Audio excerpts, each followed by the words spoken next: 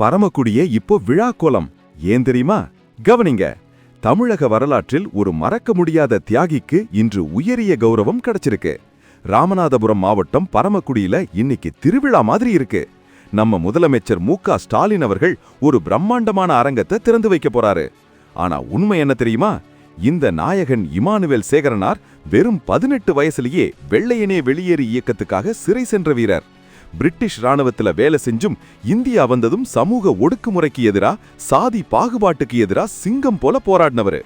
முதுகுலத்தூர்ல பிறந்து பரமக்குடிய தன் கர்ம பூமியா மாத்தின இவருக்கு இப்போ ஒரு பெரிய கௌரவம் கிடைச்சிருக்கு. 3 கோடி ரூபாய் மதிப்பீட்டுல சிலையுடன் கூடிய பிரம்மாண்ட அரங்கம். அடடா, பார்க்கவே அவ்வளவு கம்பீரமா இருக்கு. செப்டம்பர் 11னா நம்ம ஊர்ல என்ன கூட்டம் வரும்னு நமக்கு தெரியும். ஆனா இப்போ அவரோட நூற்றாண்டையொட்டி இந்த அரங்கம் திறக்கப்படுறது ஒரு வரலாற்று நிகழ்வு. யோசிச்சு பாருங்க, 18 வயசுல ஜெயிலுக்கு போன அந்த துணிச்சல் யாருக்கு வரும்? இது வெறும் கட்டடம் இல்ல, சமூக சமத்துவத்திற்கான ஒரு அடையாளம். இனி வரும் தலைமுறைக்கு இவரோட வரலாறு இதை பார்த்தா புரியும். தியாகி இமானுவேல் சேகரனாரோட எந்த பண்பு உங்களை வியக்க வைக்குது? கமெண்ட்ல சொல்லுங்க. இந்த பெருமையை எல்லாருக்கும் ஷேர் பண்ணுங்க. மறக்காம சப்ஸ்கிரைப் பண்ணிடுங்க.